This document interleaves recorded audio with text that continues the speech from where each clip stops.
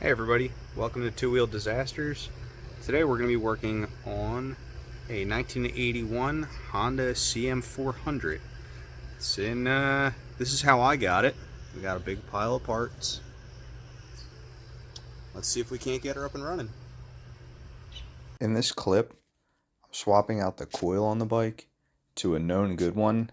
The previous owner was diagnosing a no spark, and he suspected that the coil was bad, so he ordered a new one. And I ohm tested the old one, and sure enough, it did fail. So we're just swapping out to a known good one and going to see if that resolves our no spark issue.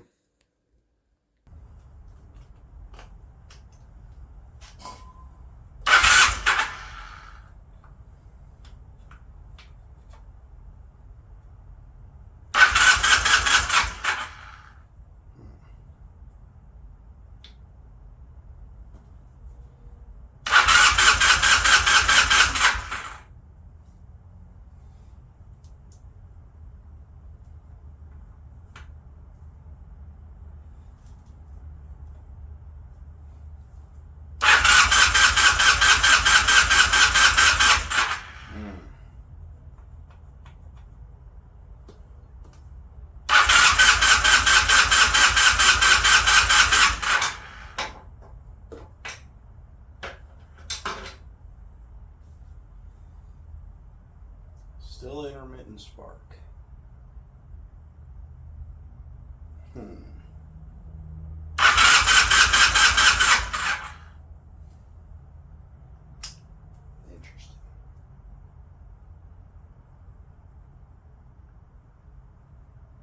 Why do you have weak spark?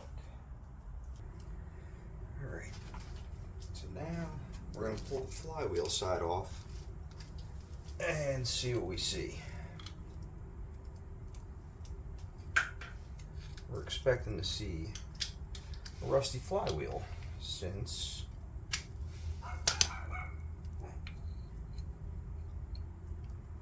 we're still getting weak spark.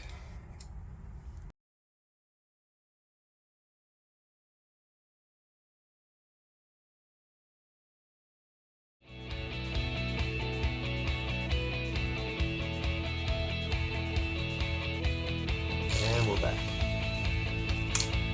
Short little break, all the dogs in the neighborhood are going nuts. Now let's get the cover off.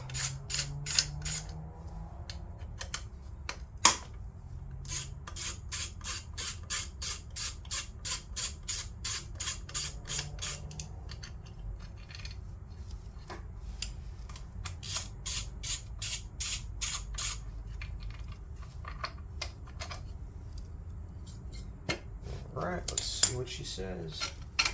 Says I probably missed a bolt, but let's see.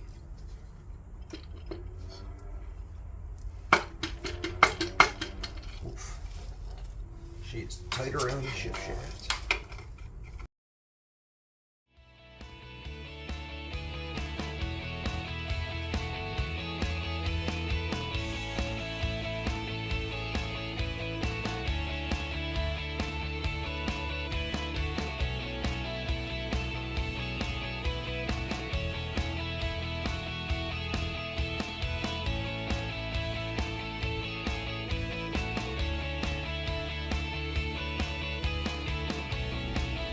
And rust and corrosion.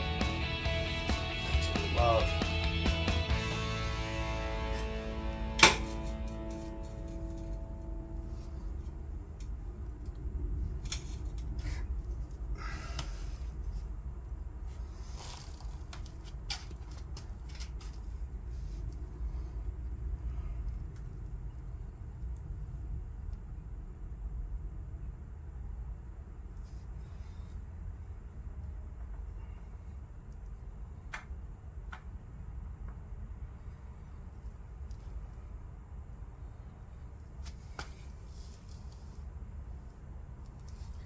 Definitely got some corrosion.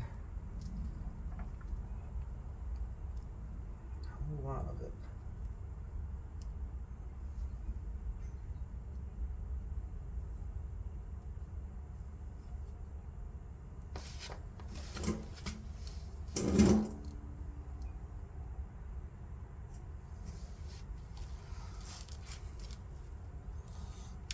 bring you guys in a little closer so you can see what I'm seeing.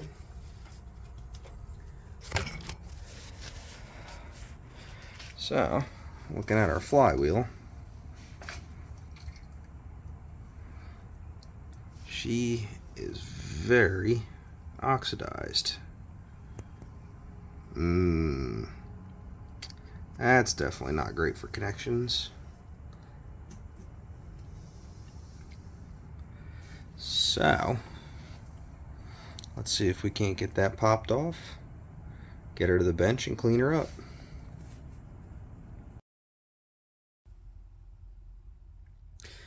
So we got the screws out of our pickup, and it's wired into the same loom that's going into behind the flywheel. So we don't necessarily need to pull that. So you can see all our oxidization all over this, and she is very fuzzy and crusty along with the flywheel itself. So a little bit of sandpaper should clean all that up. Hopefully that starts giving us better spark. We can do this right here on the bike. So let's get started on it.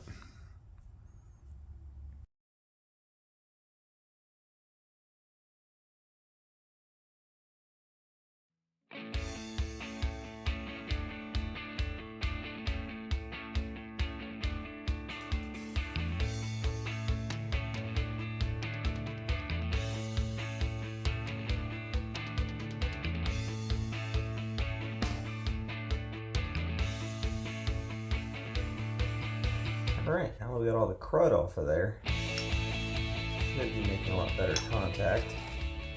Next we'll do the flywheel. That really isn't bad at all where the pickup itself is, but could always use a little loving.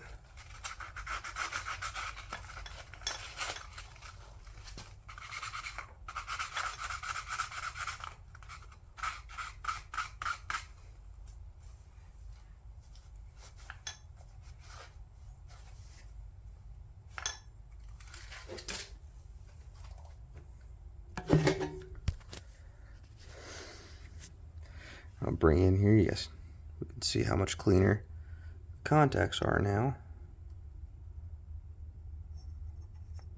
Wipe all your dust off, spray it down with some brake cleaner, and we'll get this all bolted back together and see how our spark looks now.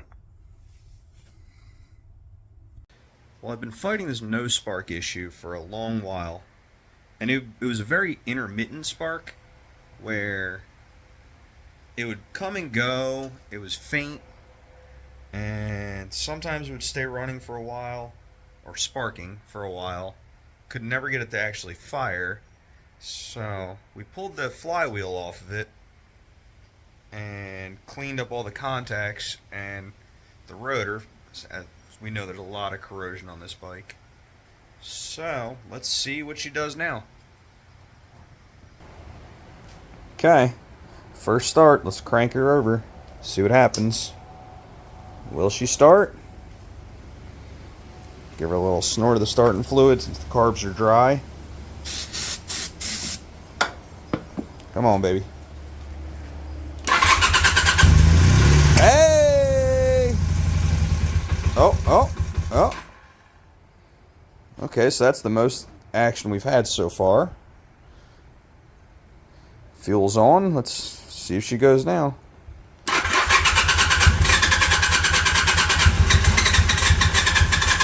Come on. Come on, girl. Sounds like one's hitting.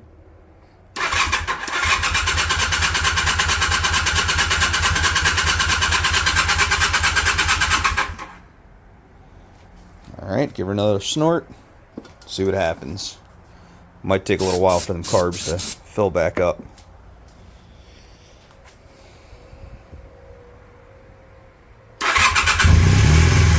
Hey! Come on. Come on. Come on. Little throttle.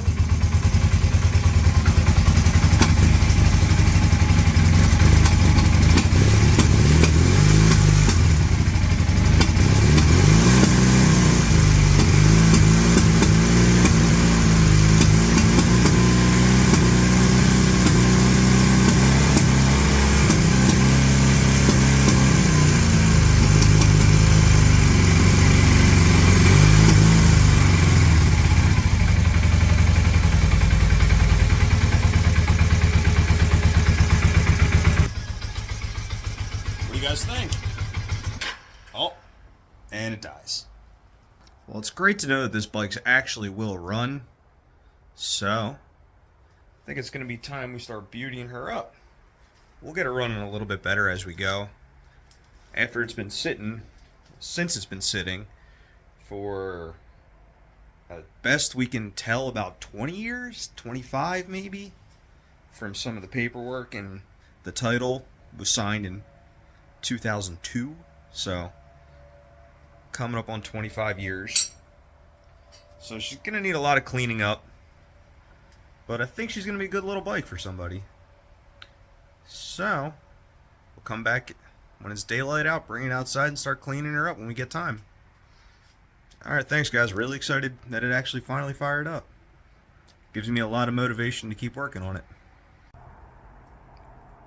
So when I got the bike, the headlight was off. And something I always like to do is address the wiring inside all these headlights. It seems like the bulb fits, but just barely. And they didn't put too much effort into caring when they put them together. I just plugged it all in and jammed it in there, and the headlight would hold it. So I always like to just disconnect everything and route it all better and nice and cleaner. As you can see, nothing's in any of its clips anymore, and it's just a rat's nest of wiring. So sometimes just taking 15 minutes to do that makes your headlights sit a lot better and keeps your adjustments right in track and no stress, and won't crack the plastic headlight ring. Alright, so let's get started on doing that.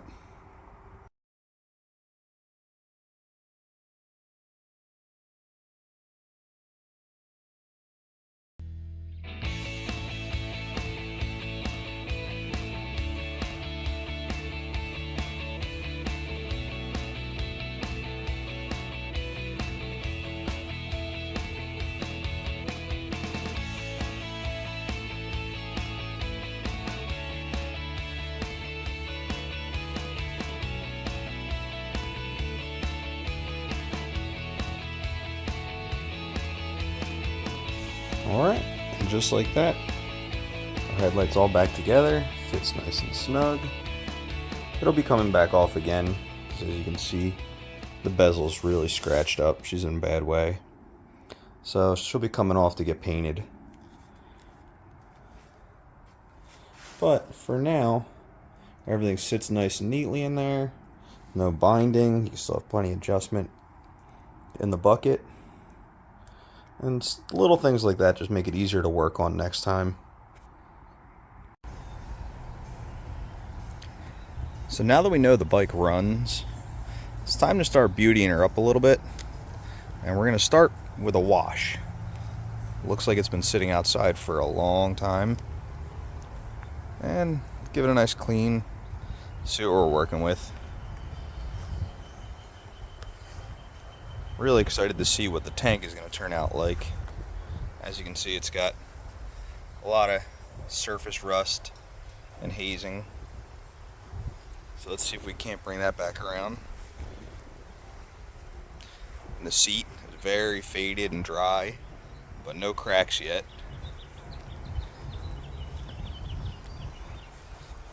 Fenders, a lot of surface rust. See if we can't get them to clean up, along with a lot of the other chrome starting to get some pitting. And the engine cases have a lot of oxidization, but nothing too bad. Let's see if we can't start prettying her up.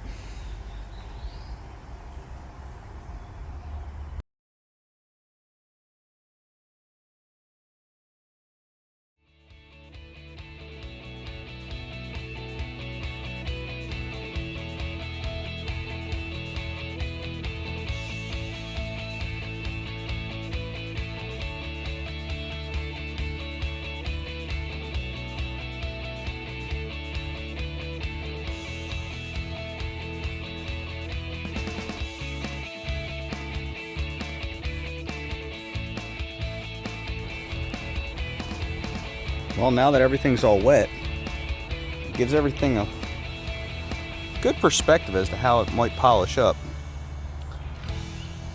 Very impressed that the chrome is starting to come around from how dull it used to be.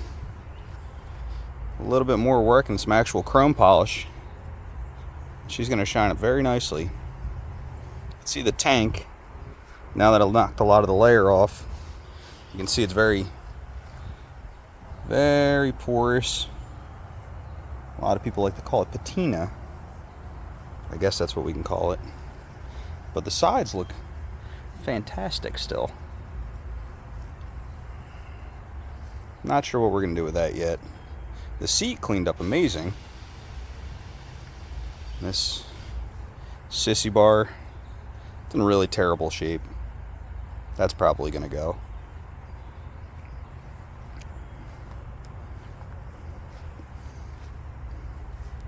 The engine cases, we're able to knock a lot of the heavy flaking off.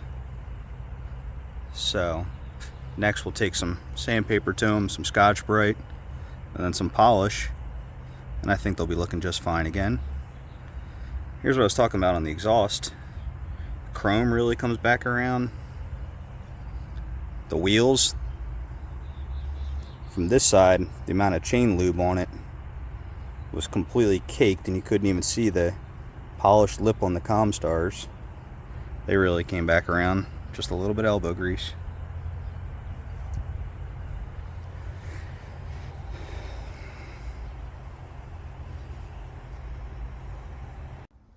The next thing we're going to work on is our front brakes. The master cylinder was building up a whole bunch of pressure, but it was not returning, and the handle was just staying rock hard. So the first thing we did was change out the rubber hose because it was very crusty and swollen. So it seemed like it was building up a lot of pressure but not letting any return. So we got a new hose and ran that all down nice and neatly. After that, it still wasn't building any pressure when I was trying to bleed. It was just constantly bled out the master cylinder, so there was no bubbles. Got all the bubbles out of the master cylinder, bled it down through the hose at our caliper, and our caliper wouldn't bleed up. So I pulled it off and took it over to the bench, and we found our pistons are very crusty and rusty. So we're going to spend a little bit of time with a wire brush and a bunch of oil, and we'll get all those cleaned out and get them freed up and moving better.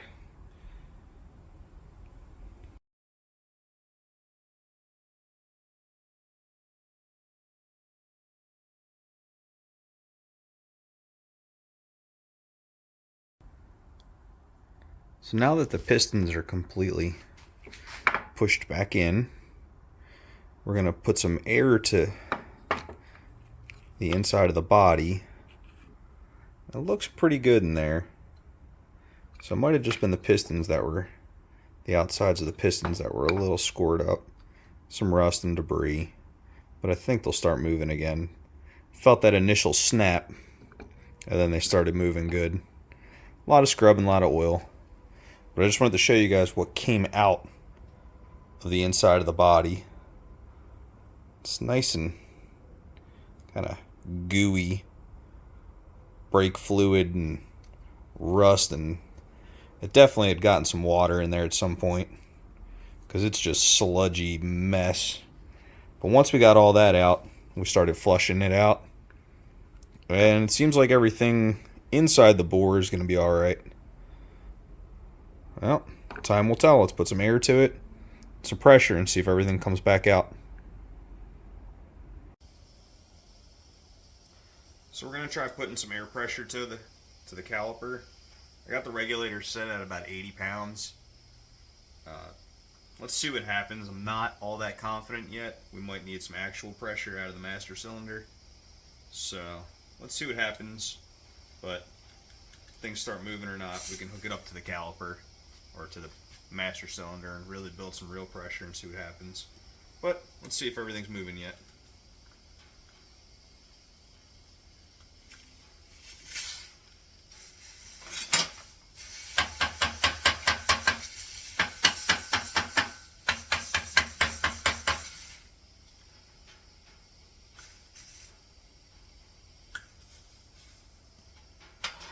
So no real movement yet. Looks like we'll hook it up to the master cylinder. Really give her some pressure, see what happens.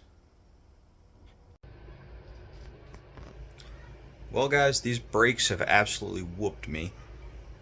Been messing with them for far too long. And it turns out that our master cylinder just wasn't holding pressure anymore. I tried bleeding the whole system down. Anywhere. So everything was bleeding up fine. The hose was good. I tested everything with a known good master cylinder that I had, and it pressurized the caliper. Everything was moving nicely, but when I hooked it up to the master cylinder, it just would not move any pressure. But on the bench, it would flow fluid just fine. So what I think was happening is the seals were just too dried out in that master cylinder and weren't causing a good enough seal to build pressure to let it bleed down. So we ended up having to get a new master cylinder. No big deal. They're cheap enough. But as you can see, everything's working good again. We're on the original lines. Everything is holding pressure. As you can see, a little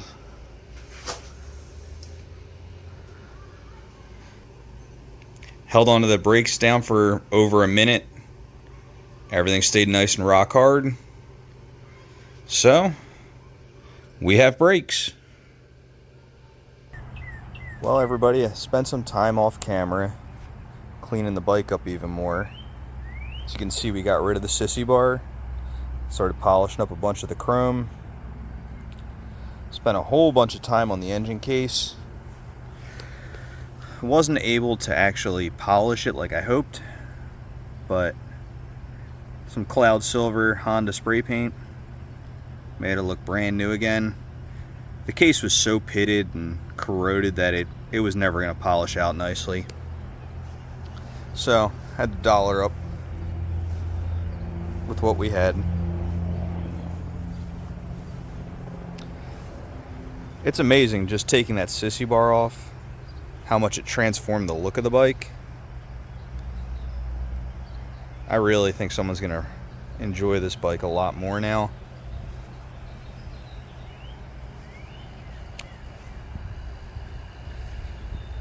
But I think it's time to go on a little test drive. Let's see how she does. First time out on the road in 20, maybe 25 years. Let's get suited up. Well guys, I just got back. Put about 40 miles on the bike. Man, what a good running little bike. These Japanese bikes, they just love to run. Even for sitting for 20 years, it didn't skip a beat. The clutch still feels great. Went through all the gears, everything was nice and quiet. Ran flawlessly. The only time it died is when I stalled it. In the beginning of the ride, it was popping and banging a little bit, but I think that's just everything getting its way back into shape. It's all coming back around. But yeah, other than that, it pulls great, runs great. Hopefully it'll make someone a really nice bike. Get somebody interested, get them back on the road. Alright, catch you guys later.